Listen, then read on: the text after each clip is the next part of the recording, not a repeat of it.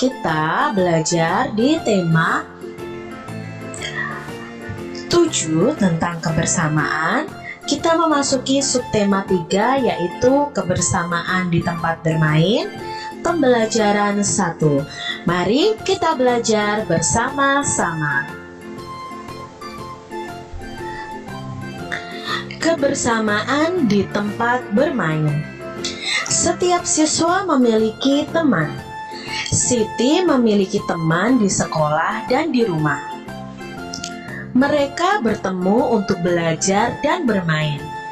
Di sekolah, Siti dan teman-temannya bermain di halaman sekolah. Mereka bermain saat jam istirahat. Di rumah, Siti dan teman-temannya bermain di lingkungan rumah. Halaman, lapangan, dan sungai adalah tempat bermain yang menyenangkan. Hari ini hari Minggu. Siti dan teman-temannya bermain di taman. Mereka bermain kucing dan tikus. Bermain di taman membuat badan menjadi segar. Setelah bermain kucing dan tikus, Siti penasaran tentang kisah kucing dan tikus yang bermusuhan. Siti kembali ke kelas menemui ibu guru untuk mencari informasi tentang kisah kucing dan tikus. Adik-adik di sini, Siti penasaran tentang kisah kucing dan tikus yang bermusuhan adik-adik, sehingga ia bertanya kepada gurunya tentang kisah ini. Apa yang sedang dilakukan Siti dan teman-temannya tadi adik-adik? Ya, mereka sedang bermain. Apakah kalian pernah melakukan kegiatannya bersama teman-teman kalian? Apakah kalian pernah bermain dengan teman-teman kalian? Tentunya pernah ya adik-adik ya. Bagaimana perasaan kalian saat bermain dengan teman-teman? Perasaannya pasti senang, gembira. Ayo kita baca dongeng fabel yang berjudul Kisah Kucing dan Tikus. Mari adik-adik kita simak bersama-sama dongeng Kisah Kucing dan Tikus. Kisah Kucing dan Tikus. Dahulu kala kucing dan tikus bersahabat. Kemana saja kucing pergi, tikus selalu ikut. Pada suatu hari, tikus berkata kepada kucing, "Hei kucing," sapa tikus. "Ada apa?" tanya kucing. "Mari kita makan ikan asin," ajak tikusnya adik-adik. "Di mana kita bisa mendapatkan ikan asin?" tanya kucing. Lalu si tikus menjawab, "Itu di sana, digantung di rumah Pak Tani. Ikan asinnya amat banyak. Kita akan puas memakannya." Rupanya kucing tertarik pada usul tikus. Ketika malam tiba, tikus dan kucing berangkat ke rumah Pak Tani. Mereka bersepakat tikus akan memanjat ke atas, sedangkan kucing menunggu di bawah. Sebelum memanjat ke atas, tikus berpesan, "Kalau ada ikan asin yang jatuh ke sini, cepatlah kamu melompat dan menerkam.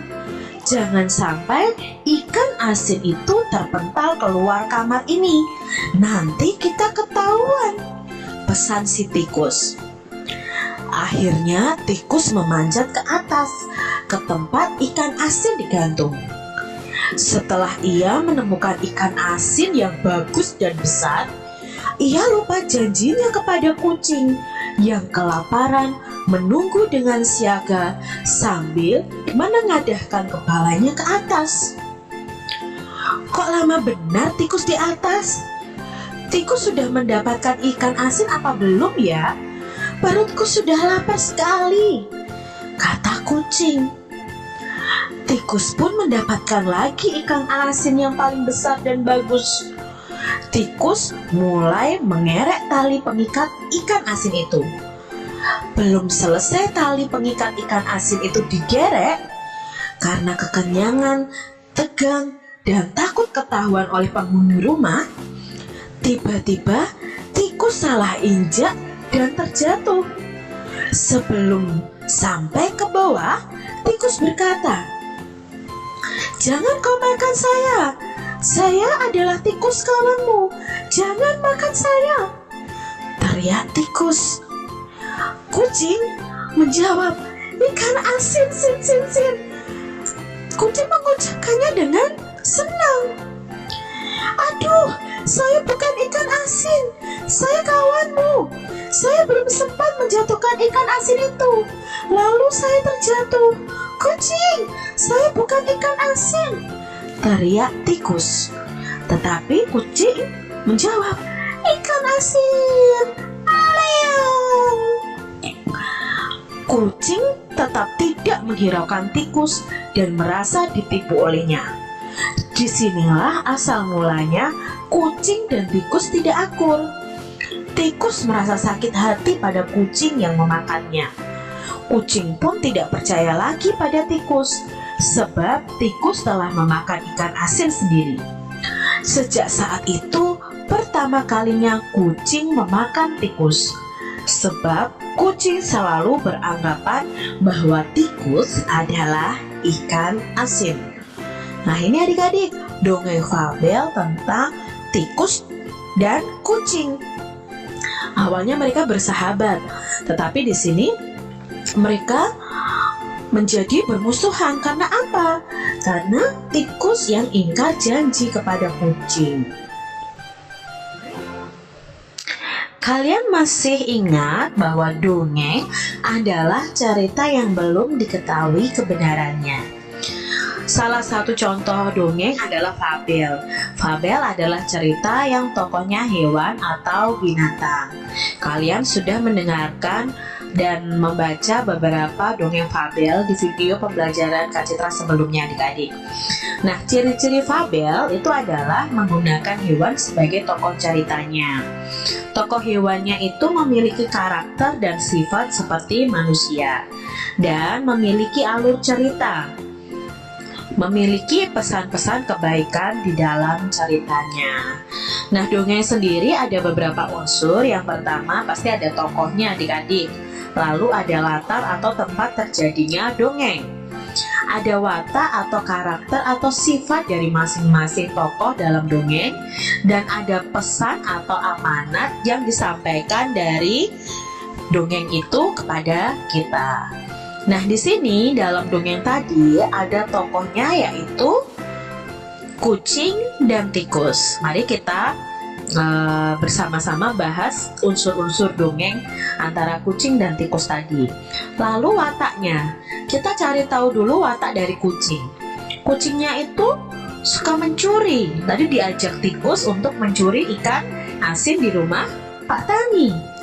Sedangkan si tikusnya itu suka mencuri, licik, ingkar janji, suka menipu, adik-adik.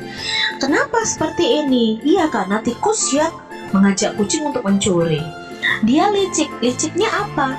Ketika dia sudah mendapatkan ikan, dia tidak membaginya dengan si kucing. Dia ingkar janji dan menipu di sini.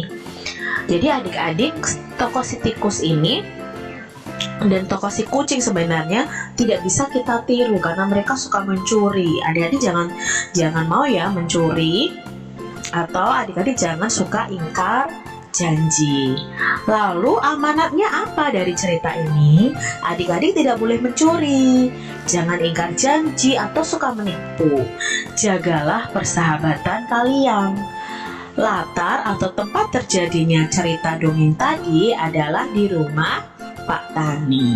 Nah, ini unsur-unsur dongeng dari dongeng kucing dan tikus. Jawablah pertanyaan di bawah ini sesuai dengan kisah kucing dan tikus. Yang pertama, apa yang dicari kucing dan tikus untuk dimakan? Ya, mereka mencari ikan asin. Di mana kucing dan tikus mencari makan?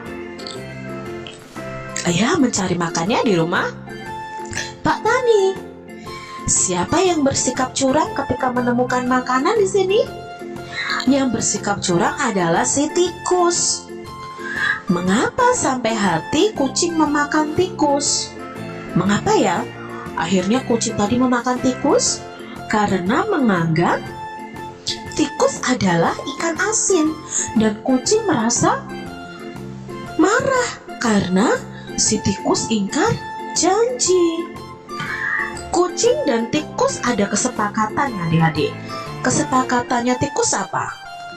Ya, tikus yang akan memanjat mengambil ikan asin, sedangkan kucing yang akan menunggu di bawah untuk berjaga-jaga dan menangkap ikan asin yang dilemparkan oleh tikus. Nah, berarti kalian sudah memahami kisah tentang kucing dan tikus. Yuk kita lanjutkan pelajarannya ya adik-adik ya. Masih ingatkah kalian tentang pecahan setengah, sepertiga, dan seperempat? Masih ingat nih? Adik-adik semua masih ingat kan ya? Di video pembelajaran sebelumnya Kak Citra sudah bahas nih tentang setengah, sepertiga, dan seperempat. Kita mengenal pecahan. Awalnya benda yang utuh jika dibagi menjadi dua bagian sama besar, maka setiap bagiannya dikatakan setengah. Berbeda dengan gambar bawahnya adik-adik. Kalau satu utuh dibagi menjadi dua, tapi yang satu besar, yang satu kecil, itu bukan setengah. Jadi untuk pecahan setengah, sepertiga, seperempat itu berasal dari satu benda yang utuh dibagi menjadi dua, tiga, atau empat bagian yang sama besar. Nah ini ya adik-adik ya, satu donat dibagi menjadi dua bagian donat yang sama besar.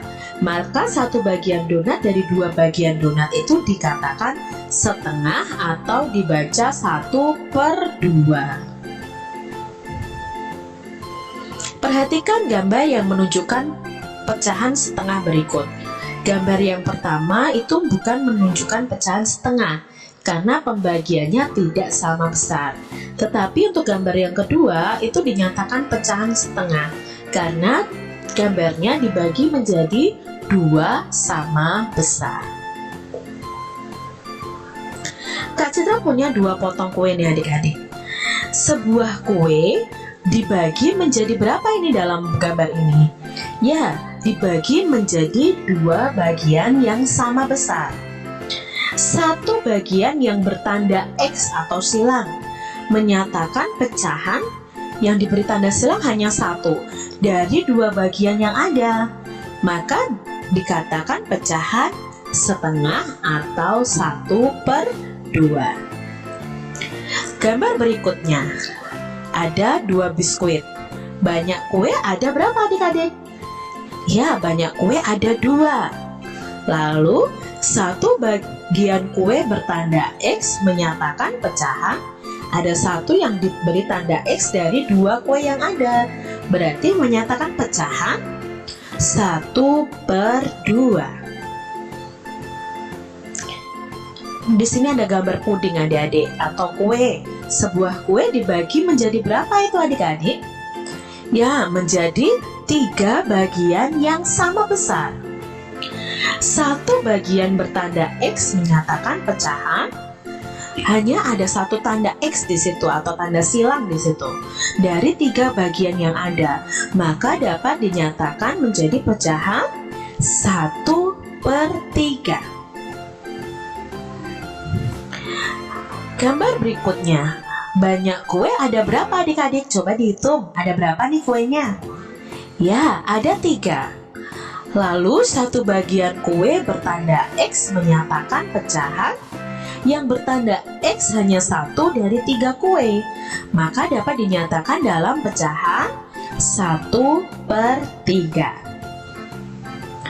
Berikutnya ada sebuah kue dibagi menjadi berapa nih adik-adik? Dipotong menjadi berapa itu? menjadi 4 bagian yang sama. Satu bagian kue bertanda X menyatakan pecahan. Betul sekali, pecahan 1/4. Soal yang terakhir. Banyak kue ada berapa adik-adik? Coba dihitung, ada berapa itu kuenya ya? Ya, banyak kuenya ada 4. Satu bagian kue bertanda X menyatakan pecahan 1/4, karena yang bertanda X hanya satu kue, sedangkan keseluruhan kuenya ada 4, jadi 1/4. Nah, mudah ya adik-adik ya. Sekarang kita mau belajar nih, nyatakan dengan pecahan banyaknya roti yang dimakan tikus atau kucing. Sekarang kita lihat gambar yang pertama, ada tikus ya di situ. Di situ ada 3 roti, yang satu diberi tanda silang yang dimakan tikus. Maka pecahannya berapa adik-adik? 1 roti dari 3 roti yang ada. Ya, pecahannya adalah 1/3. Gambar yang kedua, ada 2 potong kue. Lalu yang bertanda silang ada 1 yang dimakan tikus. Berarti bagian yang dimakan tikus adalah 1/2 atau setengah. Gambar yang ketiga, ada 4 kue. 1 yang diberi tanda silang yang dimakan kucing. Berarti yang dimakan kucing ada berapa bagian itu kalau dinyatakan dalam pecahan? Ya, 1/4. Gambar yang berikutnya, ada 4 biskuit. Ada 4 biskuit, yang satu dimakan oleh tikus. Maka yang dimakan oleh tikus itu bisa dinyatakan dalam pecahan 1/4. Gambar yang terakhir adik-adik, ada 2 biskuit juga, ada 2 kue yang dimakan oleh kucing. Lalu di sini ada tanda 1 yang diberi tanda silang atau tanda X. Berarti dapat dinyatakan dalam pecahan 1/2. Mudah ya adik-adik semuanya ya. Nah, di sini Siti bermain di halaman sekolah. Siti melihat ada beberapa temannya bermain bola. Lalu Siti ingin menggambar suasana di halaman sekolah. Ada 3 siswa bermain bola di halaman. Siti membuat sketsa gambarnya. Ini adalah sketsa gambar Siti. Siti mengamati teman-temannya sedang bermain bola. Lalu Siti ingin menggambarnya dan Siti membuat sketsa gambarnya. Gambar imajinasi adalah gambar yang berasal dari khayalan atau imajinasi kita pada suatu objek atau benda yang mungkin kita lihat. Alat yang dibutuhkan untuk membuat gambar imajinasi adalah pensil, spidol, krayon, pensil warna, cat warna, dan penggaris. Dan bahan yang digunakan adalah kertas gambar. Kalau kalian ingin menggambar gambar imajinasi, kalian bisa amati benda-benda di sekitar kalian. Yang pertama, langkah-langkah menggambarnya adalah siapkan alat dan bahan. Yang kedua, lakukan pengamatan atau observasi. Lingkungan apa yang ingin kalian gambar adik-adik. Setelah itu, buatlah sketsa gambar dulu memakai pensil seperti yang dilakukan Siti tadi. Jika sudah selesai sketsa gambar kalian bisa memberikannya warna supaya lebih bagus. Di sini kalian bisa memilih pensil, spidol, krayon, cat warna, atau pensil warna adik-adik. Karena setiap alat ini akan menghasilkan warna yang berbeda. Misalnya kalau spidol itu warnanya akan tebal dan halus. Kalau krayon, kita memakai krayon, hasil warnanya itu tebal tapi sedikit agak kasar.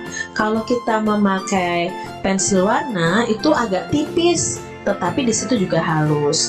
Kalau memakai cat warna, kita harus mengeringkannya terlebih dahulu. Nah, itu langkah-langkah menggambar gambar imajinasi. Adik-adik nanti bisa praktekkan ya di rumah kalian masing-masing.